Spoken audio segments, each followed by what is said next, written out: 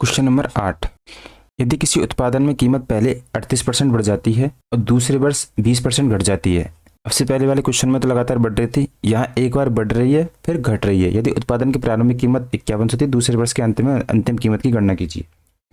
इसको भी नॉर्मल लेके चलते हैं अपन कि पहले मान लेते हैं 100 रुपये थी पहले वर्ष। उत्पादन की कीमत स्टार्टिंग में 5100 दे रखी है, लेकिन अपन को 5100 नहीं मान रही है, 100 माननी है। 100 से ये 38% बढ़ी तो ये हो गई आपके 138। ऐसे ही दूसरे वर्ष भी आप 100 मान लीजिए, 100 से 20% कम हुई है तो ये कितने की हो गई, 80 की। 20% क्या हुई है, कम। तो 80 की आपस में इनको मल्टीप्लाई कर लीजिए। ये आपके 4 जीरो, यहाँ पे 1 जीरो, 8 8 64 का 4 का, हासिल की 6, 8 3 24 से 6, 30 की 0, हासिल की 3, 8 3 11। ये आपके आ गए आपके 1140। 1 जीरो से 1 जीरो काट दीजिए। अब आपसे बोला है कि जो प्रारंभिक कीमत थी 1000 रुपये, नहीं कितनी थी, 5100। 2 जीरो से 2 जीरो चल जाएगी, यानी कि 5.1 गुना हुई है।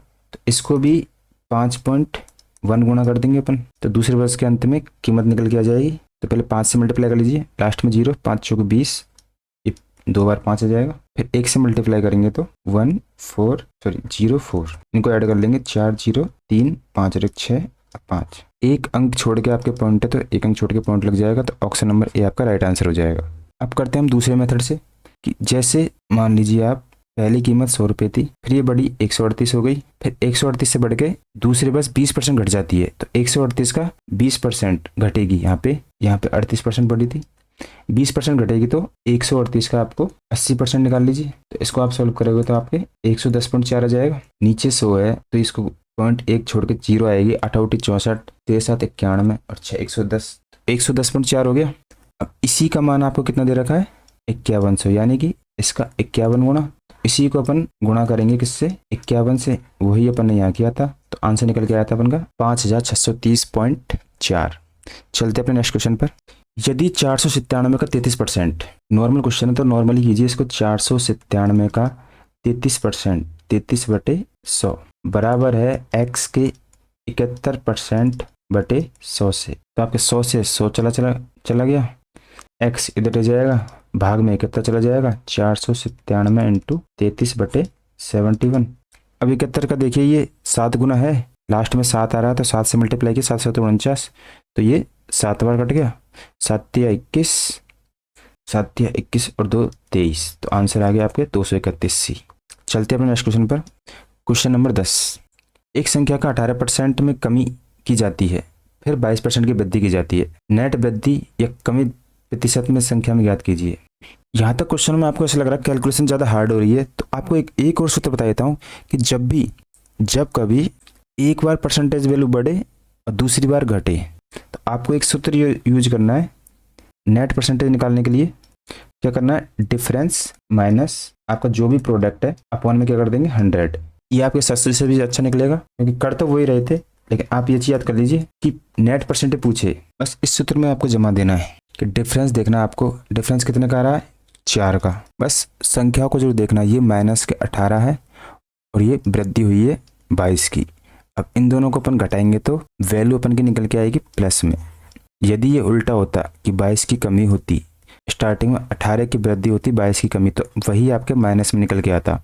बस आपको इस पर गौर करना है।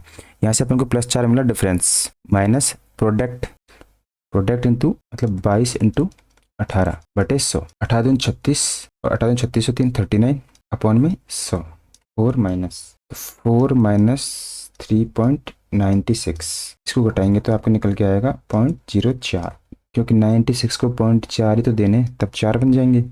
अब ये साइन देखना है आपको, कमी हुई है वृद्धि हुई है, प्लस का साइन आया तो वृद्धि हुई है, माइनस का आएगा तो कमी, तो 0.4 इंक्रीज। ऑप्शन नंबर सी आपका राइट आंसर हो गया। चलते हैं अपने नेक्स्ट क्वेश्चन पर। इस ट्रिक से आप और भी क्वेश्चन बना सकते थे पीछे वाले, जैसे कि इस वाले क्वेश्चन को देखिए। यहाँ पे मान लो अपन वो सूत्र लगाते हैं नेट परसेंट देखने के लिए, क्योंकि 20% वृद्धि 30% कमी। नेट परसेंट देखने के लिए तो क्या है, पहले वृद्धि 20%, कमी है 30%, तो आपके यहाँ पे क्या आ जाएगा, माइनस के 10। इन दोनों घटाएंगे तो माइनस की वैल्यू बढ़ी तो माइनस का 10 आ गया, माइनस प्रोडक्ट 3 दूनी 60, यहाँ पे 60 बटे में 100, 2 जीरो से 2 जीरो कट जाएगी आपकी, -10 और -6 क्या हो जाएंगे आपके, जुड़ जाएंगे, तो ये आ गई -16 की क्या हो गई कमी। तो आपको प्रोडक्ट दे रखा है 16,800, -16 की कमी, 100 में से 16 घटाएंगे तो क्या निकल के आया आपके 84, और 84 की वैल्यू ये दे रखी थी। ये इसका 2 गुना हो जाएगा, यहाँ से 200 × 100 कर देंगे तो वही 2000 निकल के आ जाएंगे। इस ट्रिक से भी आप इस क्वेश्चन को सॉल्व कर सकते हो। क्वेश्चन नंबर 8 में देखिए इतनी बड़ी कैलकुलेशन थी। यहाँ पे वही आपको क्या करना है, पहले डिफरेंस लेना है, फिर प्रोडक्ट बटे में 100। तो डिफरेंस देखना है, पहले आपके 38% बढ़ी है और दूसरे वर्ष 20% घटी है। तो डिफरेंस में क्या आ जाएगा, प्लस के कितने 18 आ गए। अब इन दोनों को आपस में मल्टीप्लाई करेंगे तो -8 दूनी 16, 3 दूनी 6 और 1 707 बटे 100, तो जीरो चल जाएगी 7.6। तो 18 में से अपन 7.6 माइनस करेंगे तो आपके निकल के आएगा 0.4, 10.4। अभी प्लस के माइनस के, ये प्लस के हैं तो 100 में जोड़ देंगे तो ये हो जाएंगे आपके 110.4 की वृद्धि हो रही है। किस पे हो रही है, इस पे। इसका निकाल के बता देता हूँ, 5100 का यदि हम 110.4 निकालेंगे, दो जीरो चल जाएगी, वही 51 गुणा ये किया, यहाँ से भी आंसर सेम आया था और यहाँ से भी आंसर आपका सेम ही आएगा, ऑप्शन नंबर ए। देखते हैं आगे क्वेश्चन। किसी संख्या का 4% उसी संख्या के 20% कितना प्रतिशत है। वही क्वेश्चन रिपीट है, 4 20 का कितना प्रतिशत है। इसको तो आप ही कर लेते, 4 × 20 × 100, ये 5 बार चल जाएगा, 4 5 20%, यह राइट आंसर हो जाएगा। जल्दी जल्दी करते हैं क्वेश्चनों को। क्वेश्चन नंबर 12, स्थानीय समूह में 2100 सदस्य है। वर्ष 2019 में सदस्यों की संख्या में 15% वृद्धि हुई, जबकि वर्ष 2020 में संख्या 20% कम हो जाती है। तो दोनों परिवर्तनों के बाद कुल सदस्यों की संख्या ज्ञात कीजिए। इस क्वेश्चन को भी अपन नेट परसेंट वैल्यू से निकाल सकते हैं कि पहले वृद्धि हुई है फिर कमी हो रही है, तो टोटल देख लेंगे पहले कितने की कमी हो रही है। तो नेट परसेंट वृद्धि या कमी निकालने के लिए अपन पहले डिफरेंस लेते हैं, माइनस फिर प्रोडक्ट हो जो भी अपना होता है आपस में गुणा करते हैं अपन में 100। डिफरेंस कितने का आ रहा है, सिर्फ 15% की वृद्धि और 20% की कमी। भाई 15 की वृद्धि -20, दोनों को डिफरेंस लेंगे तो अब यहाँ पे माइनस की वैल्यू बढ़ी है तो यहाँ पे -5 आ जाएगा। -15 दूनी 30, ये आपके 300 हो गया बटे 100, दो जीरो चल जाएगी। -5 में से -3 घटाएंगे तो घटेंगे नहीं, 5 माइनस के हो जाएंगे कितने, -8।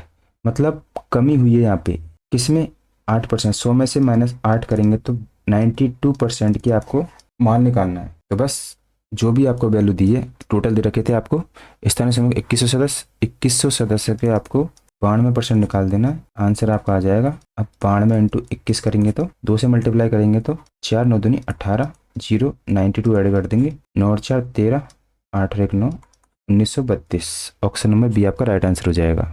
नेट परसेंट वृद्धि ज्ञात कीजिए और डायरेक्ट लगाइए आप क्या पूछा क्या नहीं। क्वेश्चन जल्दी सॉल्व होंगे, धीरे धीरे आपकी प्रैक्टिस में जाएंगे। चलते हैं क्वेश्चन नंबर 13 पे। एक कस्बे की जनसंख्या पहले वर्ष 25% वृद्धि हुई, दूसरे वर्ष 20% कमी होती है, तीसरे वर्ष 10। ये है 3 सक्सेसिव वाला, जिसमें आप कैलकुलेशन करते जाओगे, एग्जाम में काफ़ी समय बर्बाद होगा। इसको बेसिक से लो ना, तो इतने इतनी वृद्धि होती है। प्रारंभ वृद्धि दे रखी है आपको 5000 है, 3 वर्ष बाद जनसंख्या पूछिए। तो मान लेते हैं स्टार्टिंग में जनसंख्या 50,000 नहीं थी, 100 थी हमारी, तो फिर 25% वृद्धि होकर 125 हो गई। फिर दूसरे वर्ष भी 20% कमी हो रही है, -20% कमी करेंगे तो 125 की 20%, 20 × 125, वो ही 100 हो गई। फिर क्या होगा, फिर तीसरे बार 10% की वृद्धि हो रही है, अब प्लस हो रहा है 10%, तो फिर से आपकी 110 हो गई। अब पूछा आप यदि प्रारंभिक जनसंख्या, इसकी वैल्यू दे रखी है आपको कितनी, 50,000, 110 बढ़ी है, इनटू कितना हो रहा है 50,000 दे रखे, 2 जीरो मतलब 500 हो रहा है। तो यहाँ भी आप 500 से मल्टीप्लाई कर दीजिए, 55 के बाद 3 जीरो आ जाएंगे, आपके आंसर हो जाएगा ऑप्शन नंबर डी आपका सही आंसर। अब इसमें आप सक्सेसिव लगाओ, पहले 25 की वृद्धि करो, फिर 20 की कमी करो, फिर माइनस करो, क्या 25 दूनी 50 बटे में 100 करो। ये तो हो गया आपके 20 में 25 के 5 माइनस के, फिर जो भी मान आएगा उसको कंपेयर करो 10 से, फिर इन दोनों का सक्सेसिव लगाओ, तो ये काफ़ी बड़ा हो जाएगा। तो बेसिक से करिए, आंसर जल्दी आएगा। बेसिक को छोड़ के टक के पीछे मत भागिए। या फिर आप इस क्वेश्चन को एक तरीके से और कर सकते थे, जैसे कि यहाँ पे 100 दे रखा है, भाई 100 से वृद्धि हो रही है 110 तक, 25 और 20 की वैल्यू कोई मायने नहीं रख रही है। ये आपको बस देखिए आना चाहिए पहले से कि 100 से 125, 125 से 10 बढ़ के दोबारा 100 होगी, +25 -25 की वैल्यू आपस में कट जाती है। वो सब छोड़िए, आप ये मेथड लगा लेना वीडियो को या फिर दोबारा देख लीजिए। चलते नेक्स्ट क्वेश्चन पर। क्वेश्चन नंबर 14, एक चुनाव में 4 उम्मीदवार, एक ने इतने, दूसरे तीसरे ने इतने, चौथे ने इतने प्राप्त किए। यदि प्राप्त मतदाताओं ने मतदान किया, सभी मत वैध थे और चारों उम्मीदवारों में से किसी एक के पक्ष में डाले गए। इसी एक के पक्ष में डाले विजेता और उपविजेता के मतों के बीच प्रतिशत के बीच अंतर ज्ञात कीजिए। शानदार क्वेश्चन है, बस लैंग्वेज थोड़ी ऐसी है। अब मुझे आप ये बताइए, यहाँ पे 4 आदमी है, ए बी सी और डी, चारों में तो यहाँ विजेता कौन है और उपविजेता कौन है, ये बताइए। देख के बता सकते हो भाई। जिसकी वैल्यू सबसे ज़्यादा होगी वो तो विजेता होगा, जिसकी वैल्यू सेकंड नंबर पे होगी वो उपविजेता होगा।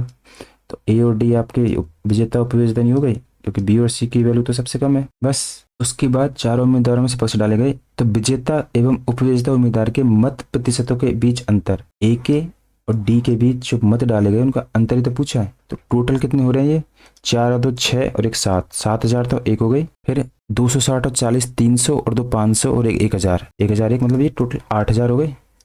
टोटल वोट आपके 8000 डाले। पूछा किसके, विजेता उपविजेता बीच के बीच अंतर, अंतर अपने आप निकल आएगा। यदि आप विजेता के निकालोगे तो 4500, टोटल का कितना प्रतिशत है, इससे ए का निकल जाएगा। लेकिन यहाँ पे विजेता एवं उपविजेता उम्मीदवार के मत प्रतिशत के बीच, इन दोनों को माइनस कर दीजिए तो आपके 2500 हो जाएंगे। ठीक, कलर चेंज कर लेता हूँ। 2 जीरो से 2 जीरो चली गई, 1 जीरो से 1 जीरो चली गई, यहाँ से निकल के आया आपके 250/8। 8 का भाग दे दिए, 8 3 24, 8 एकम 8 पॉइंट, 8 दूनी 16 और 8 पंजे 40, 31.25। ऑप्शन नंबर बी आपका राइट आंसर हो गया। चलते हैं नेक्स्ट क्वेश्चन पर। तो यहाँ से खत्म हो जाते हैं आपके परसेंटेज के क्वेश्चन। वीडियो अच्छी लगी तो चैनल को लाइक सब्सक्राइब जरूर करें।